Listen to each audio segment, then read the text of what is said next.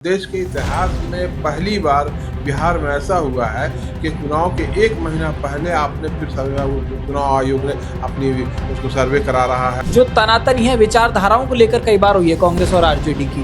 इस शेयरिंग जो है वो सेकंड इशू है।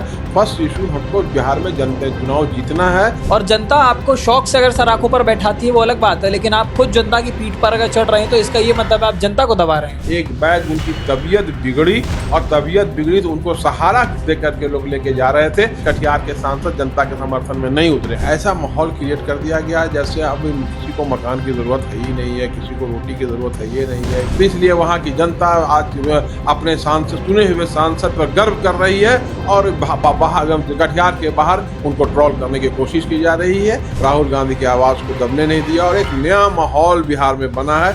और जब बच्चे के दिलो दिमाग में ये बात बैठ गया कि सरकार जो बनी है वो सरकार जो चोरी करके बनी है। गांव में अब कांग्रेस की दोबारा चर्चा हो रही है। ऐसा लगता है कि हम लोग फिर 80 के पहले के कांग्रेस में आज का माहौल बन चुका है। नमस्कार दर्शकों, बहुत स्वागत आपका द हिंदी टॉप पर। और इस वक्त हम लगातार बिहार इलेक्शंस कवर कर रहे हैं। तमाम जनता के बीच भी हम पहुंच रहे हैं कि आखिरकार क्या वो ज़मीनी मुद्दे हैं जिनको लेकर जनता समर्थन देना चाह रही है और सरकार बनाना चाह रही है। ऐसे में तमाम जगहों पर भी हम पहुंचते हैं। कई ऐसे नेताओं से, हर पार्टी के लोगों से हमने बातचीत करके देखी है कि क्या वो मामले हैं। और ऐसे में अब अगर बात की जाए यहाँ पर महागठबंधन की, तो वोटर अधिकार यात्रा यहाँ से निकाली गई है। इसी को लेकर अब तमाम जो बातें हैं, जनता के मन में क्या है, जनता के मन के सवाल जो हैं वो पूछने के लिए इस वक्त अब हम पहुँच चुके हैं। और हमारे साथ इस वक्त आजमी बरी जी, कांग्रेस के प्रवक्ता, हमारे साथ इस वक्त यहाँ पर मौजूद है और तमाम सवाल हम उनसे भी लेना चाहेंगे। सबसे पहले बहुत स्वागत है सर आपका द हिंदी टॉप पर। जी धन्यवाद। तो इस बार साल के अंत में विधानसभा चुनाव है सर, और ऐसे में तमाम जो पार्टियां हैं वो वादे कर रही हैं, अपनी मैनिफेस्टो में नई नई चीजें लाने की बात होती है। तो इसको लेकर इस बार मैदान में आपकी पार्टी क्या मुख्य मुद्दे लेकर उतर रही है? देखिए, बहुत दुर्भाग्य है कि जब चुनाव आता था पहले, जब भी हम लोगों ने अपने ज़िंदगी में देखा है, तब ये मुद्दे आते थे और उस पर यह था कि रोटी, कपड़ा, मकान, डेवलपमेंट, उन्नति, तरक्की, प्रगति, इन सब चीज़ों पर बहस हुआ करती थी। और इन सब चीज़ों के बाद बहस के बाद फिर जनता एक लाइन लेती थी।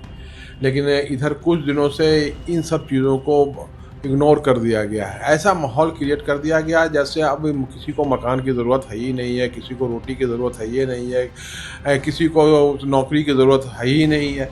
और ये भारतीय जनता पार्टी ने एक नया माहौल बनाने की कोशिश की है। उस माहौल में ये उलझाने की कोशिश की है देश की जनता को, खास कर बिहार की जनता को, कि तुम उलझे रहो इन दूसरे मसलों में, तुम उलझे रहो हिंदू मुस्लिम में, तुम उलझे रहो दंगा फसाद में, तुम उलझे रहो विनाश के रास्ते पर चलने में। तो इस तरह से जितनी निगेटिव बातें हैं सब में उलझे रहो और उसी में उलझा के रखने की कोशिश की गई है। और उस उलझा के रखने की कोशिश में उन्होंने एक ऐसा चुनाव आयोग के सामने एक ऐसा मामला कर दिया गया जो कभी कहीं नहीं हुआ है। देश के इतिहास में पहली बार बिहार में ऐसा हुआ है कि चुनाव के 1 महीना पहले आपने फिर चुनाव आयोग ने अपनी उसको सर्वे करा रहा है और उसको नए नाम जोड़ने की बात कर रहा है, पुराने नाम काट रहा है। और उसके बाद आप देखें कि एक बार फिर राहुल, उसमें ऐसी स्थिति थी जिससे लगता था कि अब लोकतंत्र समाप्त हो जाएगा और कहीं से भी सही जनता वोट नहीं पड़ेगा और बिहार में हालात ख़राब होंगे। इसकी जानकारी, इसकी सूचना पहले से हमारे नेता राहुल गांधी को थी। राहुल गांधी ने कई जगह आवाज़ उठाने की कोशिश की, लेकिन हर जगह उनकी आवाज़ को दबाने की कोशिश की गई। लेकिन ये बिहार है, बिहार किसी की आवाज़ दबने नहीं देता। राहुल गांधी की आवाज़ को दबने नहीं दिया और एक नया माहौल बिहार में बना है। और जब बच्चे के दिलो दिमाग में ये बात बैठ गया कि सरकार जो बनी है वो सरकार जो चोरी करके बनी है, वो सरकार जनता के खून पसीने से की हुई कमाई को बर्बाद करके बनी है। इसलिए उसने राहुल गांधी का भरपूर समर्थन किया। और हमने अपनी लाइफ में ऐसा नहीं बड़ी रैली और इतना बड़ा माहौल, इतना उत्साह, नौजवान एक मोटरसाइकिल पर 4-4 नौजवान नारे लगा रहे हैं और ग्रामीण औरतें और दलित महिलाएं, बैकवर्ड, ये सब सड़कों पर आ गई। और आने के बाद राहुल गांधी को पूर्ण समर्थन दिया। अब मुझे आशा ही नहीं, पूर्ण विश्वास है कि राहुल गांधी को इस तरह के समर्थन के बाद बिहार में एक अच्छा चुनाव होगा और ये जो सरकार है, ये सरकार का खात्मा होगा। बिल्कुल, क्योंकि हमने देखा भी है इस बार जो ये वोटर अधिकार यात्रा निकाली गई है 20 जिलों से लेकर 1300 किलोमीटर तक की ये यात्रा थी। आप लगातार जो है पहुंच रहे थे, जनता के बीच पहुंचे, तमाम भीड़ वहां पर देखी गई, जो जन सैलाब है वो दिख रहा है। लेकिन ऐसे में अगर बात करें तो अब लगातार जो तमाम पार्टियां हैं वो जमीनी स्तर पर उतर रही हैं, जनता के बीच पहुंच रही हैं, संवाद हो रहा है। तो जमीन के जो लोग हैं ग्राउंड पर किस तरीके का माहौल आप लोग देख पा रहे हैं? देखिए, आप अभी चुनाव का बहुत नज़दीक आ चुका है और कहीं भी हम कोई पार्टियां को नहीं देख रहे हैं कि वो ज़मीनी स्तर तक उतरी हैं, सिवाय कांग्रेस के। जिस दिन से सासाराम से यात्रा शुरू हुई और औरंगाबाद होते हुए, टिकारी होते हुए जब आई, तो उस दिन ये लगा कि अब कहीं पर कोई पार्टी ज़मीनी स्तर पर नहीं उतरी है। चूँकि इन लोगों के पास शोषण किया है, इन लोगों ने जो जनता का वोट लिया था उस पर खरे नहीं उतरे हैं, तो किस मुद्दे को लेके जाएंगे? इसलिए इनके पास मुद्दे नहीं है, इनके पास जवाब जनता का नहीं है। तो जब जवाब नहीं है और मुद्दे नहीं है तो फिर जनता के पास जाने का कोई माने मतलब नहीं है। इसलिए मैंने तो कहीं नहीं देखा, अगर आपने देखा होगा तो देखा होगा, हम कहीं भी नहीं देख पाए कि अब कोई भी भारतीय जनता पार्टी, जेडीयू या दूसरी छोटी मोटी सरकार पार्टियां जो कि कुकुर मुर्ते की तरह पैदा हो गई हैं, वो सब जो भाजपा के साथ हैं वो कहीं भी इस बात के लिए अब तैयार नहीं है कि जनता के जवाब दे सकती हैं, और तैयार भी नहीं बल्कि वो इस स्थिति में नहीं है कि वो बिहार की जनता का जवाब दे सके।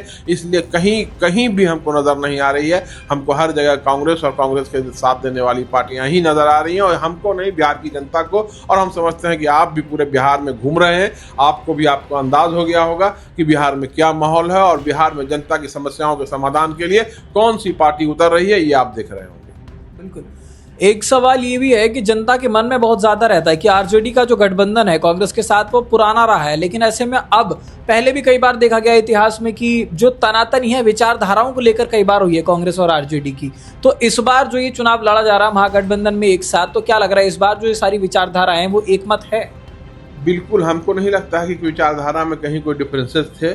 और पहले जब चुनाव हुए हैं साथ में, उन सब चुनाव में टिकट के बंटवारे से लेकर सरकार बनाने तक कहीं भी कोई ऐसा अड़चन पैदा नहीं हुआ जिससे लगे कि नहीं ये पार्टियां एक साथ नहीं रहेंगी। हमेशा एक साथ रहने का मैसेज दिया है इन्होंने। और इस बार जो गलतियां या जो कमियां पिछले दिनों रह गई थी उसको दूर करने के लिए बाज़ाब्ते कई राउंड की बैठकें होती रही हैं, और आज भी जब आप इंटरव्यू ले रहे हैं उस वक्त दिल्ली में अहम बैठक हो रही है। और मुझे आशा ही नहीं, पूर्ण विश्वास है कि इस बार जो सरकार बनेगी वो सरकार मुस्तहकम सरकार, मजबूत सरकार और जनता के दिलों पर राज करने वाली सरकार बनेगी, और इसमें कहीं भी कोई अड़चन पैदा नहीं है। बिल्कुल। एक और सबसे बड़ा जो मुद्दा माना जाता है महागठबंधन के अंदर वो सीट शेयरिंग की जो बात होती है उसको लेकर के गठबंधन के अंदर कई बार हमने देखा है कि कांग्रेस जो होती है उसके साथ कई पार्टियां जब शामिल होती हैं आपसी कई बार भेद भी देखा गया, मतभेद भी होता है। इसको लेकर के कांग्रेस के अंदर, महागठबंधन के अंदर किस प्रकार की बातें हो रही, क्योंकि कई पार्टियां ऐसी जिनकी अपनी अपनी महत्वाकांक्षाएं हैं और वो सीट्स की बात करते हैं कि हमें इतने सीट्स पर चुनाव लड़ना है। तो क्या इसको लेकर कोई ट्रांसपेरेंसी और स्मूथनेस जो है वो महागठबंधन में है?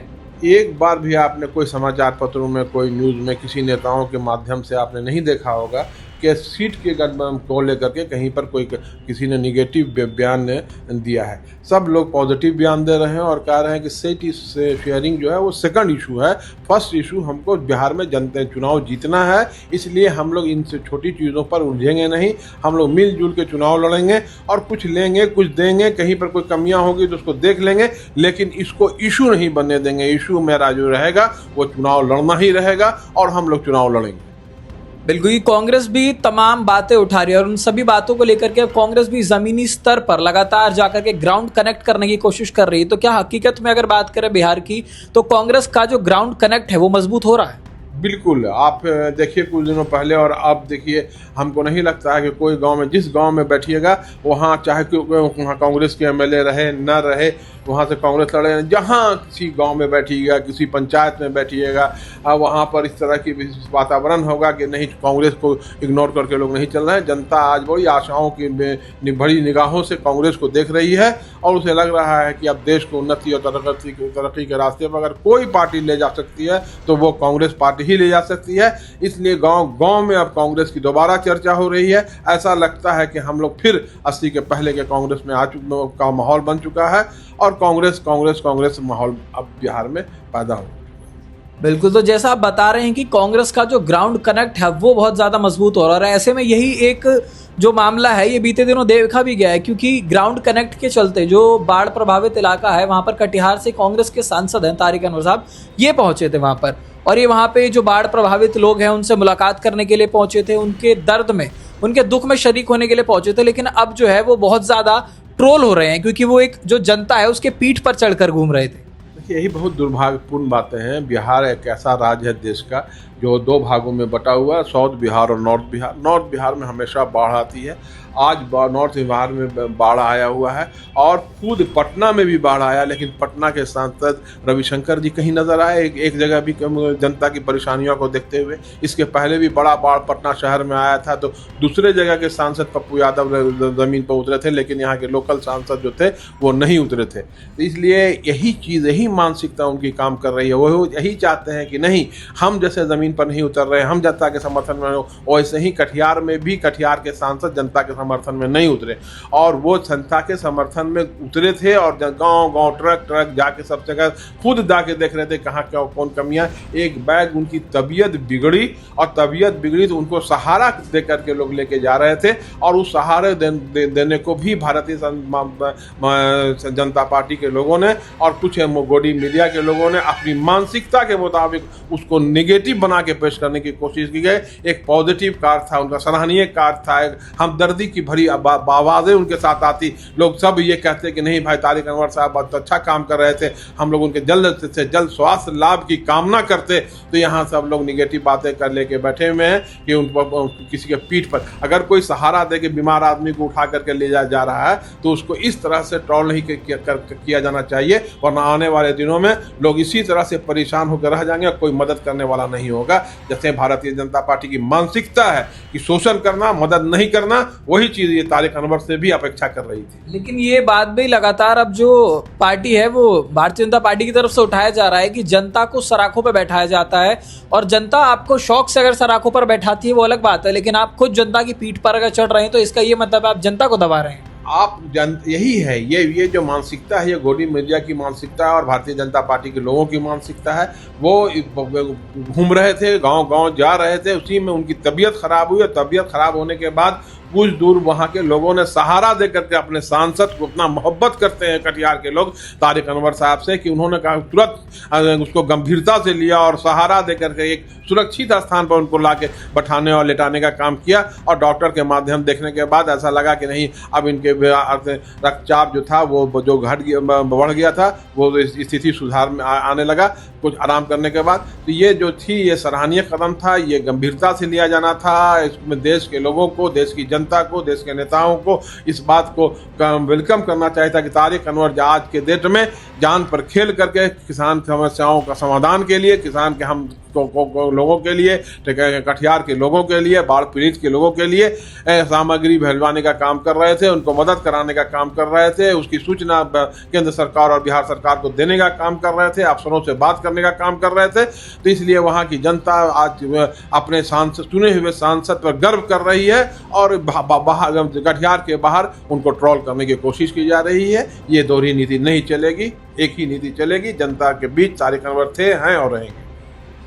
तो ये थे हमारे साथ कांग्रेस के प्रवक्ता आजमी बरी साहब, जिन्होंने हमें तमाम बातों का जवाब दिया है, क्योंकि वोटर अधिकार यात्रा को लेकर के ग्राउंड कनेक्ट किस प्रकार का है वो हमने जानने की कोशिश करी है, साथ ही साथ किस प्रकार की जो रणनीति है उसको लेकर के इस बार महागठबंधन बिहार के मैदान में उतर रही है, और इस प्रकार के तमाम जो सवाल जनता के मन में होते हैं उसको लेकर हम लगातार तमाम जगह पहुंचेंगे, और वो सारे सवालों के जवाब हम अपने दर्शकों तक पहुंचाएंगे। इस प्रकार के तमाम अपडेट्स के लिए, बिहार इलेक्शन के लिए आप लगातार बने रहिए द हिंदी टॉप पर।